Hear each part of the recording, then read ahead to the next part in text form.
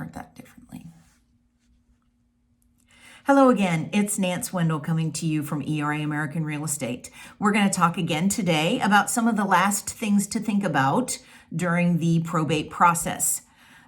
One of the questions that's going to come up really early in the process is, should you accept the job as the personal representative or executor for the estate? We've talked about in a couple of prior videos, we've talked about the overall process and some things to be considered. We've talked about the letters testamentary, which is where the judge actually formally appoints you as the personal representative or executor to the estate. We talked about some of the steps that need to be taken in order to settle the estate and some things to consider when the estate actually gets closed out.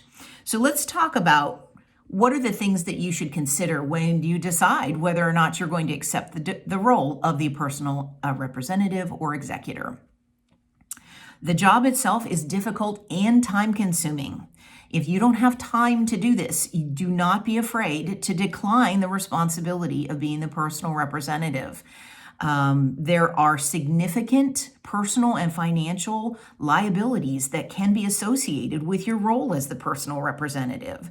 We talked about getting a probate bond. The judge may order you to do this. You might want to talk to someone about doing it regardless whether the judge has ordered you to do that or not. There are things that need to be done there related to that probate bond that will help protect you in case the value of the estate has been reduced in a way that folks within the impacted heirs, whether they're happy with it or not.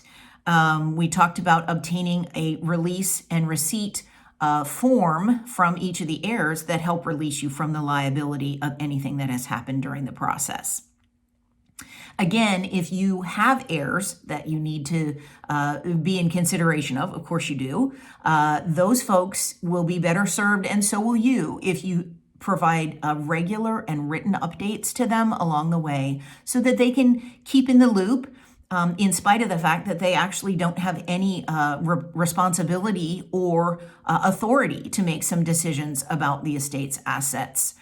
It will, of course, depend on your relationship with those heirs, how all of that goes, but you need to keep in mind that you are a sole authority for having disposition of those assets. So let's wrap up a little bit.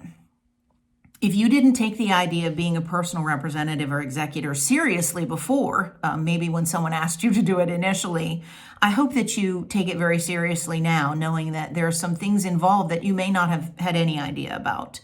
As we go forward this year, I'm going to be spending some more time on this topic as things move along here in Okaloosa, Walton, and Santa Rosa counties. For instance, why am I, as a realtor, talking about all of this? Well, we talked earlier in one of the original videos about the fact that approximately 65% of people who pass away have some real estate in their estate, and that needs to be disposed of based on a number of factors. It may be that it needs to be sold. It may need to be that it's been assigned as a direct grant to one of the heirs, or some of the heirs is in conjunction with each other. But real estate can be a complicated thing when the probate process is involved. That's what I'm doing here. We're going to see you next time. This is Nance Wendel coming to you from sunny Shalimar, Florida, and I want you to reach out to me if you have questions. Generally, I've got great people that I can refer you to, people in the accounting, in the tax world, and also great attorneys here in the area that can help you through this process. So reach out to me if you need to. I'm at 850-461-8537, and I will be here for you. Stay tuned for some more details coming your way the rest of this year about probate.